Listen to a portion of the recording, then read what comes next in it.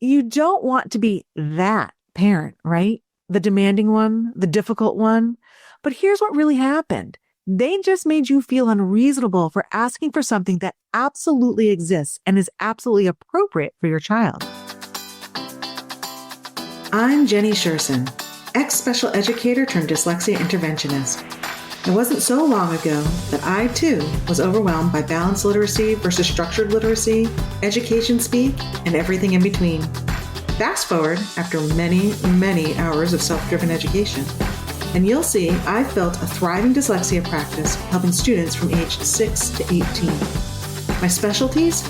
Working with the quote-unquote difficult, almost always 2E, student, and breaking down the complexities of dyslexia into everyday language, strategies, and action steps. You know that feeling when you walk out of an IEP meeting and something just feels off? Like you agreed to something, but you're not entirely sure what you agreed to? Or maybe you got talked into waiting when every fiber of your being was screaming, we need to do something now. And then you get to your car or you're driving home and it hits you. Wait, what just happened in there? If this sounds familiar, I need you to hear me. You're not imagining it. You're not being paranoid, and you're definitely not alone. This happens to so many parents. Smart, capable parents who are excellent advocates for their kids in every other area of life. But something about that IEP meeting room just gets them. Today, we're pulling back the curtain on what actually happened in that meeting. Because once you see these patterns, you can't unsee them. And that changes everything. Let me walk you through some scenarios, and I want you to notice if any of these feel familiar. You're in the meeting and you ask about a specific intervention or service, something you've researched, something you know helps kids like yours. And you hear, oh, we don't really do that here. Said with this tone that makes you feel like you just asked for something completely outrageous. Maybe they add, we found that our program really works well for most students. And you sit there thinking, wait, am I being unreasonable? Am I asking for too much? So you back down because you don't want to be that parent, right? The demanding one, the difficult one. But here's what really happened. They just made you feel unreasonable for asking for something that absolutely exists and is absolutely appropriate for your child. They shifted the conversation from, what does this child need to what do we want to provide? Or maybe it happens differently. You're discussing services and someone says, well, we could do 30 minutes 5 times a week, but honestly, that seems really excessive for a child his age. Most kids do just fine with 30 minutes twice a week. Notice what happened there? They took a research-backed recommendation and made it sound extreme, unnecessary, like you're pushing for something over the top. And then they hit you with a comparison. Other kids get by with less. But your kid isn't other kids. And research on effective intervention isn't about what kids get by with. It's about what actually closes the gap. But you just got pressured into accepting less. And you agreed to it because they made you feel like asking for appropriate services was asking for too much. Here's another way this plays out. And this one gets parents every single time.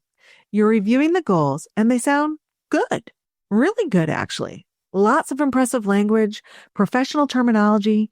Student will improve reading fluency skills as measured by curriculum-based assessments. You nod. It sounds solid. You sign. And then 3 months later, you're looking at that goal again and you realize, oh, wait, what does improve mean? From what baseline to what target?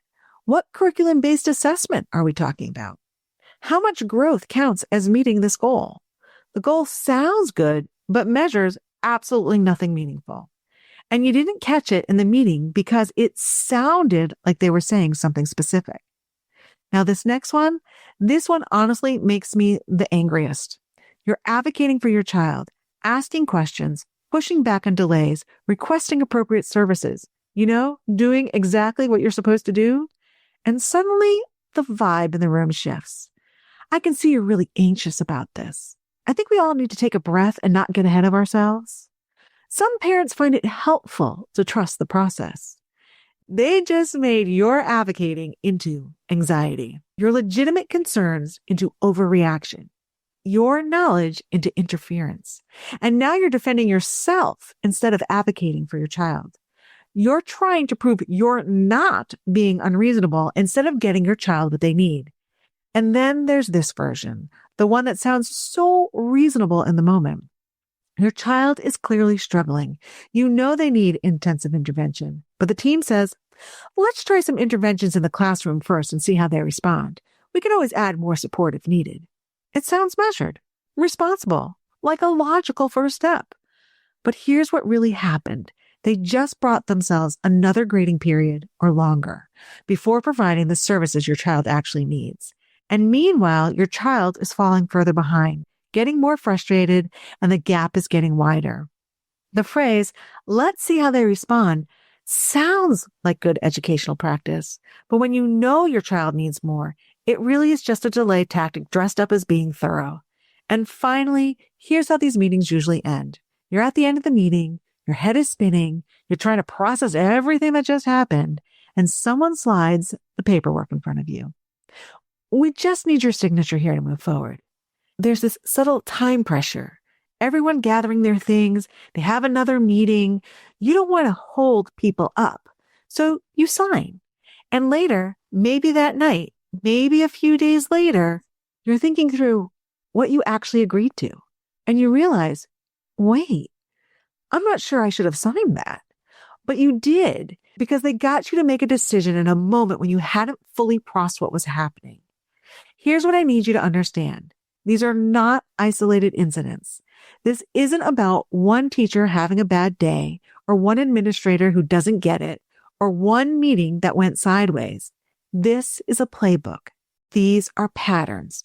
And once you see them, you'll notice them everywhere. And here's the other thing you need to understand. None of this is actually about your child's needs. It's about their budget constraints, their staffing limitations, their schedule, their policies, their risk management. I'm not saying the people in that room are bad people. Most of them genuinely care about kids, but they're working within a system that has priorities that don't always align with what your child actually needs. So here's the real question. What would your next IEP meeting look like if you walked in already knowing the plays before they ran them? Imagine this. You're walking into your next IEP meeting and someone says, let's try this first and see how they respond. And instead of that sinking feeling, instead of wondering if you're being unreasonable, you immediately recognize it for what it is. You already know your response. You know exactly what to say next. Or they pull the, we don't do that here card. And you don't back down because you know what they're really saying. And you know how to redirect the conversation back to your child's needs. Or they slide that paperwork across the table and you don't feel pressured to sign right then and there because you know you have options. You know your rights and you know exactly what to say. This is exactly what we work on inside Together Through Dyslexia, not just recognizing what's happening in that meeting, but knowing your next move, having your responses ready, understanding the system well enough that you can navigate it strategically instead of reactively. Because here's the thing. Once you understand the playbook, everything changes. You stop leaving meetings with that, what just happened feeling. You stop agreeing to things you'll regret later. You stop second guessing yourself. If you're tired of feeling like you're always one step behind in these meetings, if you're done with that sick feeling in your stomach after you sign the paperwork, if you're ready to walk into your next IEP meeting as the strategic advocate your child needs, I'd love to work with you. You can find all the information about Together Through Dyslexia in the show notes. And listen, you don't have to figure this out alone. You really, really don't. Until next time, bye-bye. I hope you enjoyed this episode of Literacy Untangled. If you loved this episode as much as I did, head on over and rate and subscribe so you never miss an episode. If you want to continue the conversation or share your takeaways, head on over to our Instagram @Literacy Untangled and comment on your favorite part. I can't wait to hang out with you again soon. Bye.